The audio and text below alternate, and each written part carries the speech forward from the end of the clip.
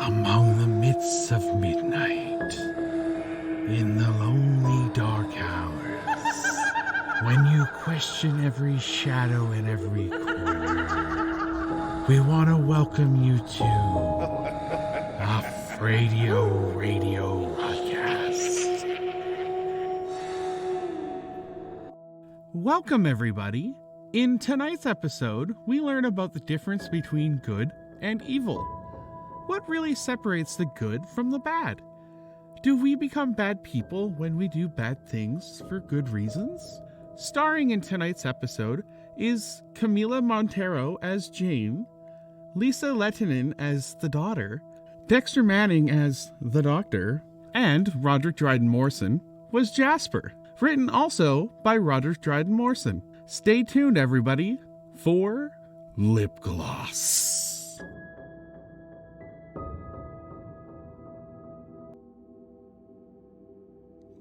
Doctor, I asked, how is she?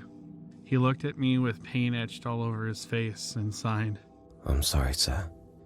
We lost her. If she was brought in earlier, she would have had an 80% chance of surviving. He replied. Her chest was caved in and bone fragments were lodged in her lungs and other organs. I'd say she was there for nearly 2 hours before someone found her. Her body had gone into shock and was already beginning to shut down. I am very sorry. He added before patting my back and making to leave. Doctor, I said, tears brimming my eyes. Was she in pain? The look in his eye was one of pity. Please, doctor, I want to know. Breaking the bones of her sternum would have been extremely painful, and the lodged fragments would have caused tears and internal bleeding. Her lungs had been perforated, so each breath she took would have felt like liquid fire. Yes, she was in a lot of pain. Thank you, doctor. I'm sure you tried your best, was my reply before I slumped down to the floor, sobbing like a baby.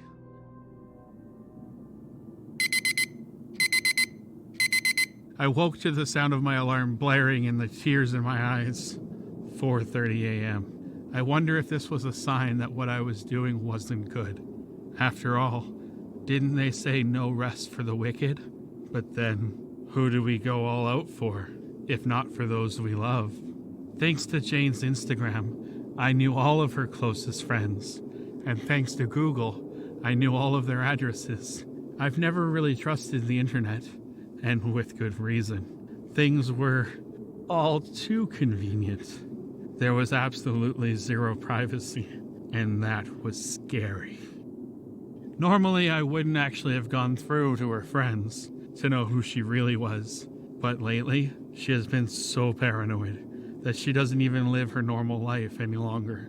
Her posts had become very different from her normal pattern of fitness and wellness, food and fashion. All she ever posted these days were self-motivational quotes, and all without pictures. The facade she put up on social media, making it look like her life was in order. But in reality, she was crumbling. I studied the difference in her pattern of uploading and was able to deduce when exactly the incident happened. But still, I had to know what kind of person she was. So for now, her friends would have to suffice.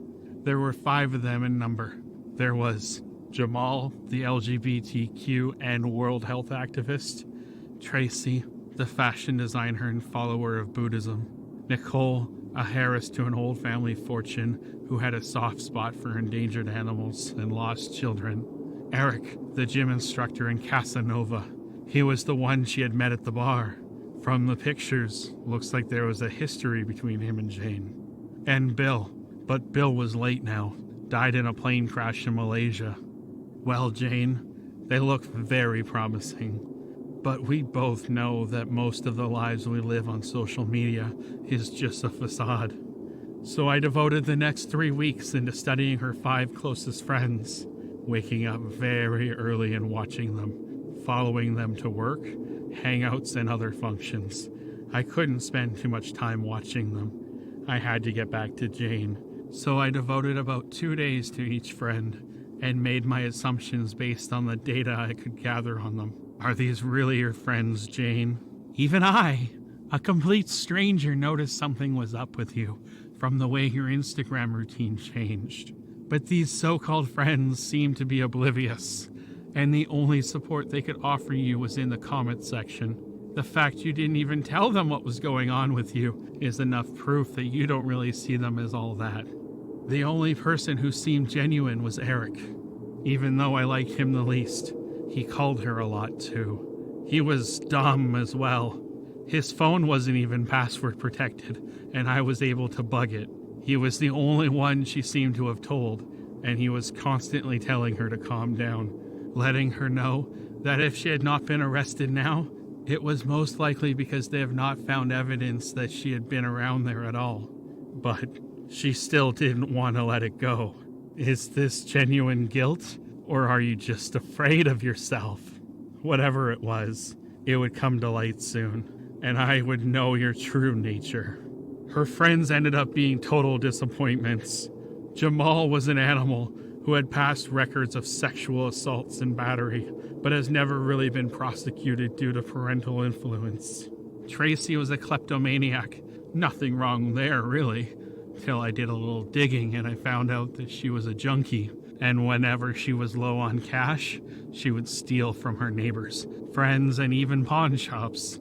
When she was caught, she would save herself by admitting to having a mental condition.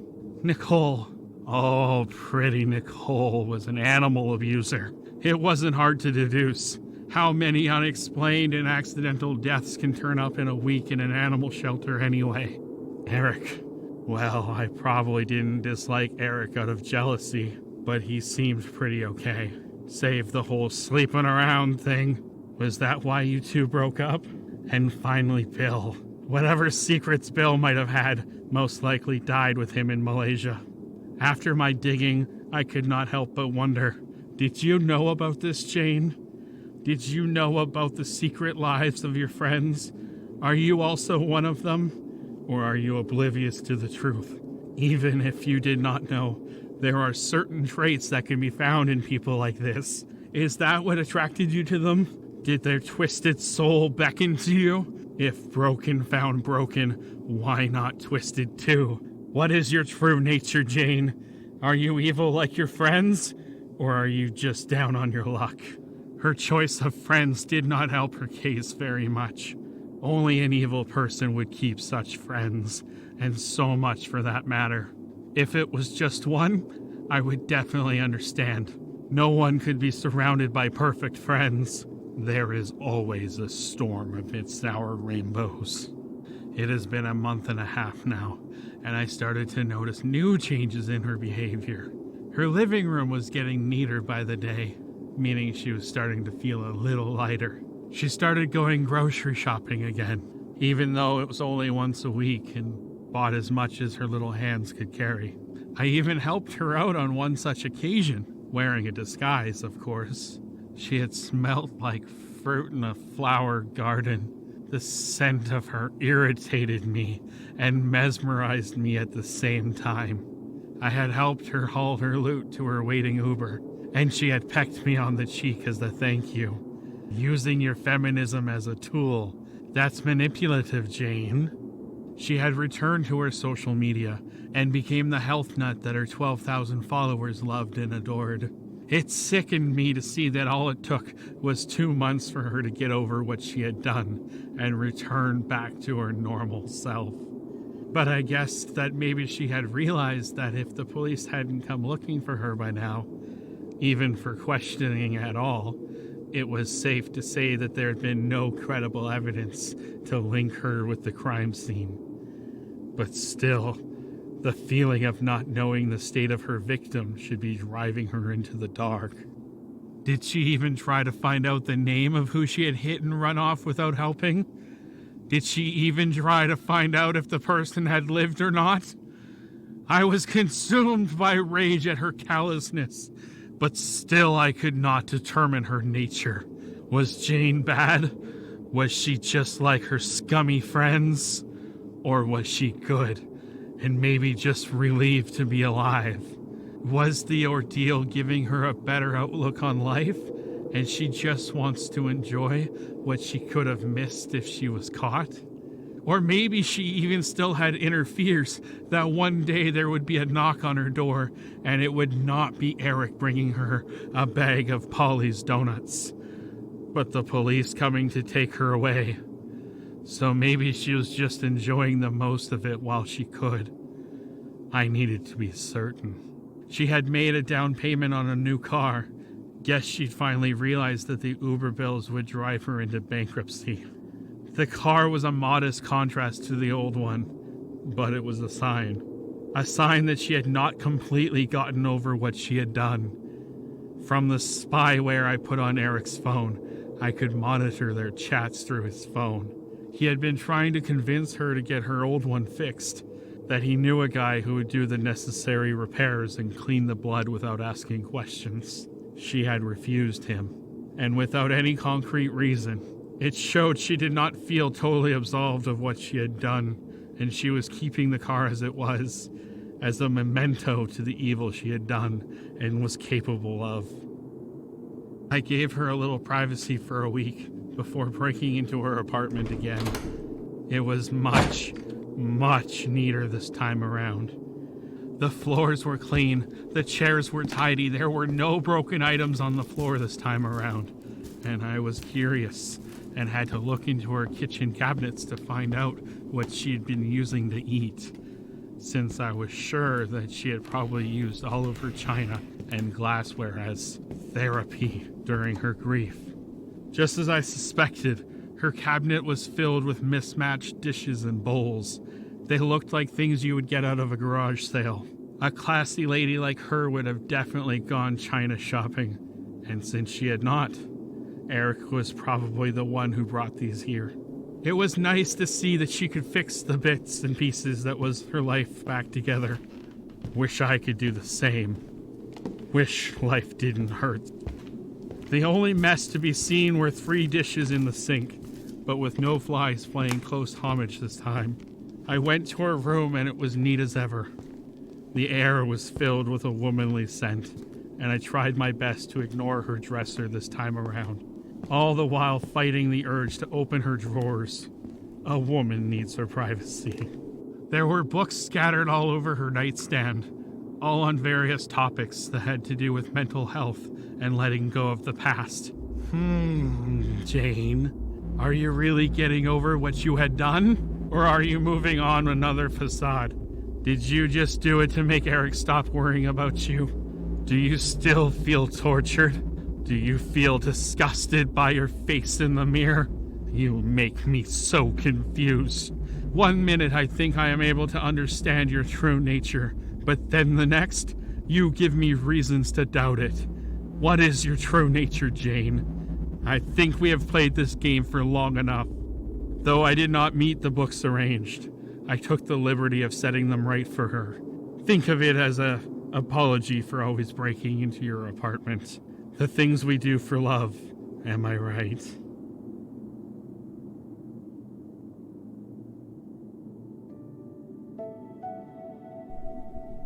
Dad, you are crying in your sleep again. She said as she shook me awake. I had fallen asleep on the couch while watching TV. I touched my eyes. They were moist. She was right. Were you dreaming about Mom again? She asked me with a bit of innocence and annoyance mixed in her voice. No, I said. I just got something stuck in my eyes. I lied weakly. I told you, Dad, you don't need to worry. I can cook. I'll make us mac and cheese. I'll do the laundry, but I'm not cleaning though, she said, not believing my lie. My strong little girl. I woke up to the blare of my alarm again. God, I feel like smashing that thing. 4:30 a.m. I had forgotten to switch it off last night.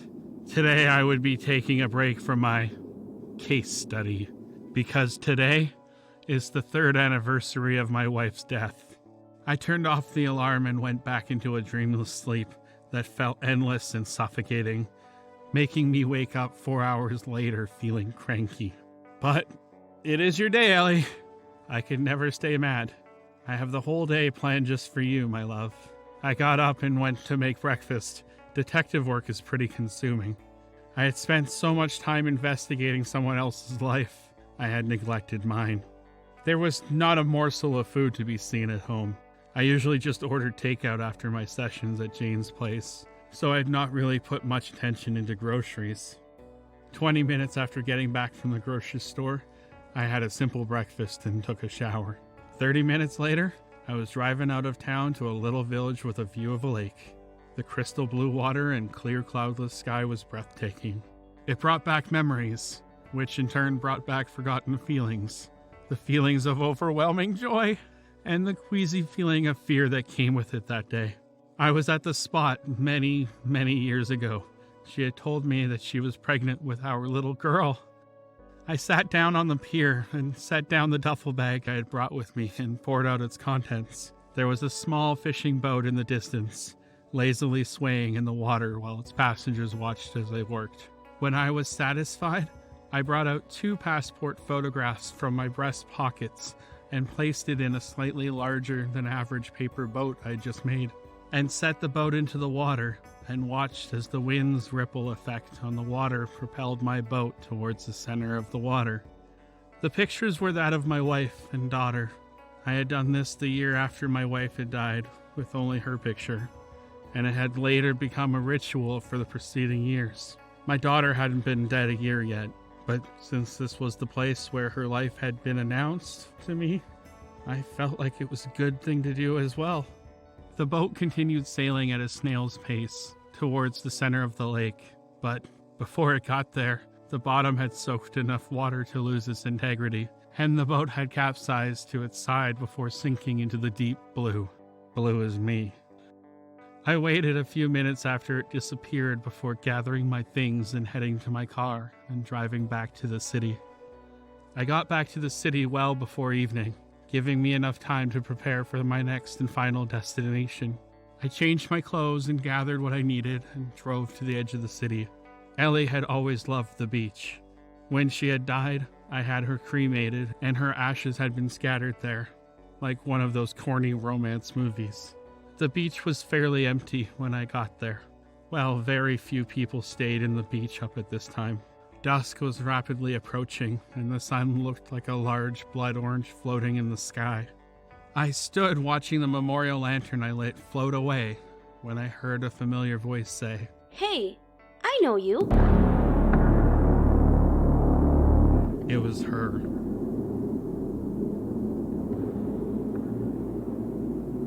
This story and all related media is copywritten by RDM Productions, Inc. For use, please contact rdmpfilms@gmail.com.